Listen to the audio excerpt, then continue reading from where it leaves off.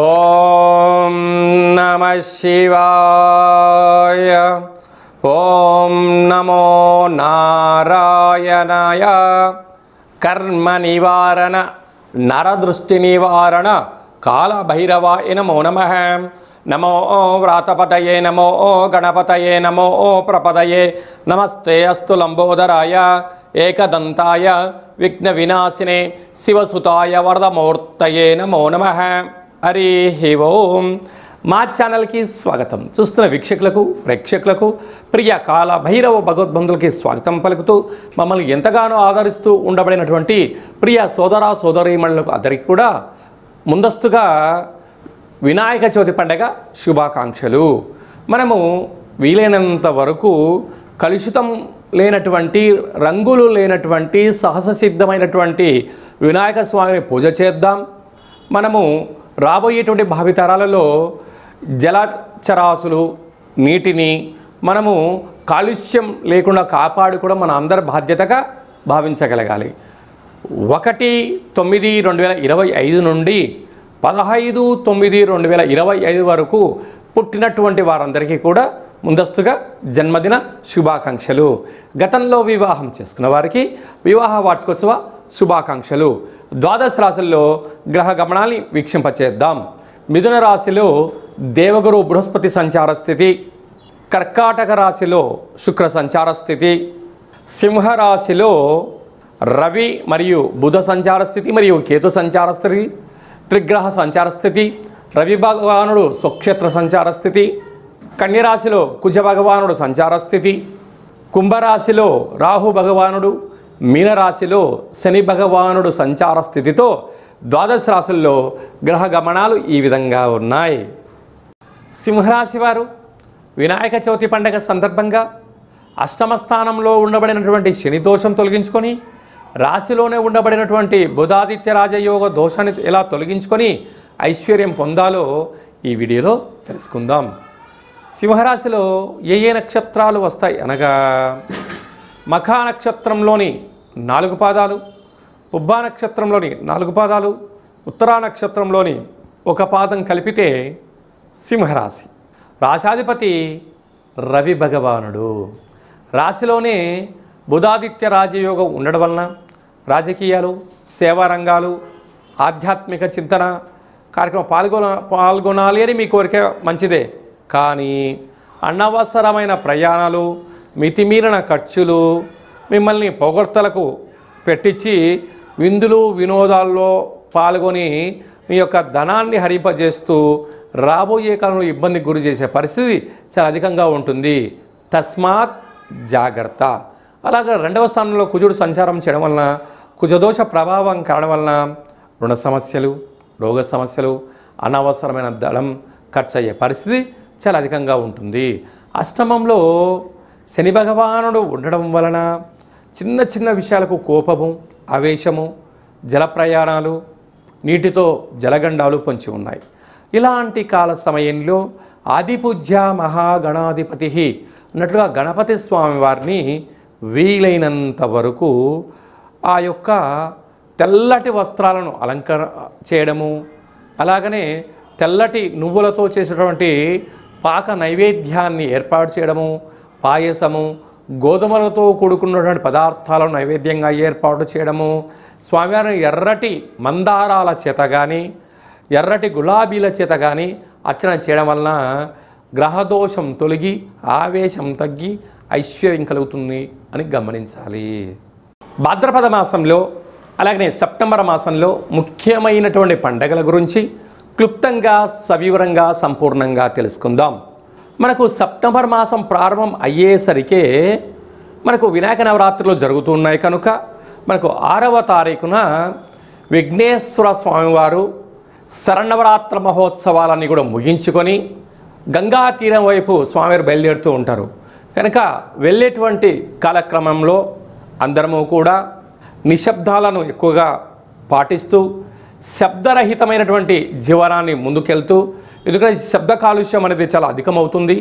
వాటితో పాటి కోలాహలాలు సంపూర్ణమైనటువంటి శాంతి భద్రతలకు అనుకూలంగా ఉంటూ స్వామివారిని ఏ ఆనందంగా అయితే మనము కూర్చోబెట్టామో ఆ గంగా తీరం దగ్గరికి వెళ్ళి పంపించి మళ్ళీ మనమందరం క్షేమంగా ఇంటికి చేరాలని చెప్పి కూడా మనసారా అందరం కోరుకుందాం. క్రమశిక్షణ అనేటువంటిది మన భారతదేశ సనాతన సాంప్రదాయము. ఒకానొక కాల సందర్భంలో బాలగంగాధర్ తిలక్ గారు మనము భారతీయులము ఒకే చోట కూర్చొని మనల్ని అందరినీ కలుపుకొని భారతదేశ స్వతంత్రం రావడానికి ఎలా మనకు స్వామివారు ఎలా ఆశీర్వదించారో రాబోయే కాలంలో కూడా ఎవరి జీవితాలలో కూడా అష్ట కష్టాలు లేకుండా అష్ట ఐశ్వర్యాలను ప్రసాదించాలని ప్రతి ఇంట, ప్రతి గ్రామాలలో, ప్రతి వాడలలో, ప్రతి దేశంలో మనం చేసేటువంటి విఘ్నేశ్వర స్వామి వారి యొక్క గంగా తీర ప్రయాణ శుభాకాంక్షలు. అందరూ క్షేమంగా ఉండాలి, అందులో మనమందరం ఉండాలని కూడా కోరుకుందాం. 7వ తారీఖున భాద్రపద మాస శుక్లపక్ష పూర్ణిమ, అందులో ఆదివారము. ఈ సంవత్సరం అధిపతి రవి భగవానుడు, ఆదివారము. అదియే కాకుండా కూడా ఈ సంవత్సరంలో మొట్టమొదటిసారిగా వస్తూ ఉండబడినటువంటి చంద్రగ్రహణము, రాహుగ్రస్త చంద్రగ్రహణం జరుగుతుంది కనుక వీలైనంత వరకు 7వ తారీఖు సాయంత్రం 4:30-5 గంటలకే ఆహారాన్ని సంపూర్ణంగా భోజనం చేసి వీలైతే ఉపవాసం చేయడము ఉత్తమోత్తంగా భావించగలగాలి. అలాగా 9:55 గ్రహణ ప్రారంభ కాలము, 2 గంటలకు మధ్యకాలము, 3:55 మోక్షకాలం ఉంది కనుక గ్రహణము పట్టు స్నానము, విడుపు స్నానము వీలైతే చేయండి. వీలైనంత వరకు ఆధ్యాత్మికంగా ఉండే ప్రయత్నం చేయండి.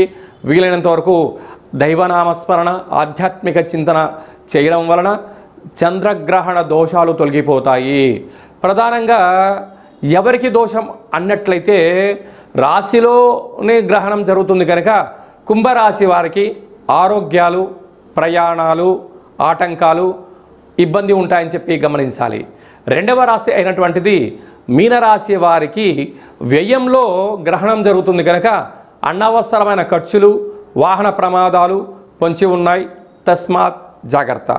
అలాగనే అష్టమ స్థానంలో కర్కాటక రాశి వారికి అష్టమ స్థానంలో గ్రహణం జరుగుతుంది కనుక వీలైనంత వరకు దూర వాయు జల ప్రయాణాలు పెట్టుకోకపోవడము, మౌనము, ధ్యానము, ఏకాగ్రతగా ఉండడము, వీలైనంత వరకు నోరు ఉంది కదా అని చెప్పి దుష్ప్రవర్తన చేయకపోవడం ఉత్తమోత్తంగా భావించగలగాలి. అలాగనే అర్ధాష్టమ సంచార స్థితిలో వృశ్చిక రాశి వారు ఉన్నారు. యంత్రాలతో, ఆయుధాలతో, ఫ్యాక్టరీలలో, కర్మాగారాల్లో, గృహాలలో అంటే ఇంటి పని చేసేటువంటి వారందరూ కూడా ఎంతో జాగ్రత్తగా ఉండాలని జ్యోతిర్విజ్ఞానం తెలియచేస్తుంది. గ్రహణకాల సమయంలో వీలైనంత వరకు ఉప ఆవాసము, మంత్ర సాధన, గ్రహణాన్ని చూడకపోవడమే ఉత్తమోత్తంగా భావించగలగాలి. ఇలాంటి కాల సమయంలో విదేశాలలో ఉండబడిన వారు కానీ మనకు దగ్గరగా ఉండబడిన ప్రాంతాలు ఈ దోషం తొలగించుకోవడం కోసము వీలైతే జపతర్పణాలు చేయండి. దోష గ్రహణకాల తదనంతరము దగ్గరగా ఉండబడిన దేవాలయానికి వెళ్ళి ఆ యొక్క పూజారులను చెప్పినట్టు విధంగా ఆ రాగి చెంబు నిండా పాలు, అలాగా మరొక కేజీన్నర మినుములను దానం చేయడము, జపము, తర్పణము, హోమం చేయించుకోవడము ఉత్తమోత్తంగా భావించగలగాలి. ఇదల్లా కుదరలేనటువంటి వారు ఈ కింది నెంబర్ సంప్రదించగలిగినట్లయితే మీ యొక్క గోత్రనామములతో పూజ చేయించి ఆ యొక్క జప ఫలములను మీకు అందజేయడం జరుగుతుందని చెప్పి కూడా గమనించగలగాలి. అదే కాకుండా ఈ సంపూర్ణమైనటువంటి దోషాలు ఎవరిపైన ఉండకుండా ఉండాలని కోరుకుంటూ అందరికీ ఐశ్వర్యాన్ని ప్రసాదించాలని కూడా ఆ యొక్క రాహు భగవాను, చంద్ర భగవాను కోరుకుందాం. 14/9/2025 భాద్రపద మాస బహుళ అష్టమి తిథియందున మనకు భాద్రపద మాసం అనగానే పితృపక్షాలకు మనకు గుర్తు వస్తూ ఉంటుంది. అలాగా అష్ట కష్టాలు తొలగించడం కోసం ఆ రోజు వీలైనంత వరకు గతించట పెద్దవారి పేరు మీద స్మరణ చేసి కాకులకు, ఆవుకు ఆహారాన్ని, సాధువులకు అన్నదానాన్ని, స్వయంపాక దానాన్ని చేసినట్లయితే గృహంలో ఉండబడిన అష్ట కష్టాలు తొలగిపోతాయని చెప్పి గమనించగలగాలి. కనుక ఈ సంవత్సరము మనము కాశీ క్షేత్రంలో ఇలాంటి క్రతు కార్యక్రమాలను ఏర్పాటు చేస్తున్నాము. అలాగనే గయా, అయోధ్య, మనకు విశేషమైనటువంటి ఎక్కడైతే పిండ ప్రధాన కార్యక్రమాలు చేయాలో అన్ని ప్రాంతాలలో మనము ఈ కార్యక్రమం ఆచరింపచేస్తున్నాం. అంటే మన పెద్దవారు పాడ్యమి తిథి ఎందున పరమపదింపజేశారు అనుకుందాం. చైత్రమాసమో, వైశాఖ మాసమో, జ్యేష్ఠ మాసమో పాడ్యమి తిథి ఎందున వాళ్ళకు గుర్తుపెట్టుకొని స్వయంపాక దానము ఈ యొక్క కార్యక్రమాల పితృ కార్యక్రమం ఆచరింపచేయడము యోగదాయకం. ఏకాదశి రోజు కాలమయ్యారు, ఏకాదశి రోజు కార్యక్రమాలు ఆచరింపచేయడం. అలా కుదరలేనటువంటి వారందరూ కూడా అమావాస్య తిథి ఎందున ఈ పితృ కార్యక్రమాలు ఆచరింపచేయడం వలన వారి యొక్క వంశదేవతలు, కులదేవతలు, పితృదేవతలు ఆశీస్సు కలిగి వారికి వారి ఒక అనువంశికానికి పుత్ర, పుత్రిక, పౌత్ర, రాజయోగ ఐశ్వర్యం కలుగుతుందని చెప్పి కూడా గమనించగలగాలి.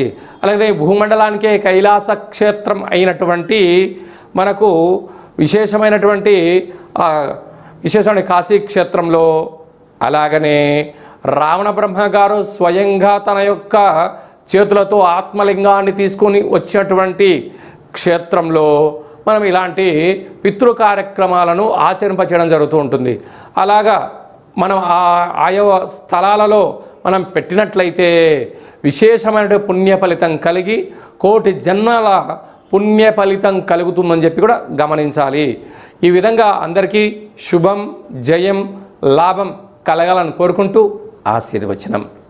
ఓం శతమానం భవతి శతాయు పురుష సతేంద్రియ ఆయుష్యేవేంద్రియే ప్రతిష్టతి ధనం ధాన్యం బహుపుత్రలాభం శత సంవత్సరం దీర్ఘమాయు సర్వే జనా సుఖినో భవంతు లోకా సమస్తా సుఖినో భవంతు సర్వం విఘ్నేశ్వరార్పణమస్తు.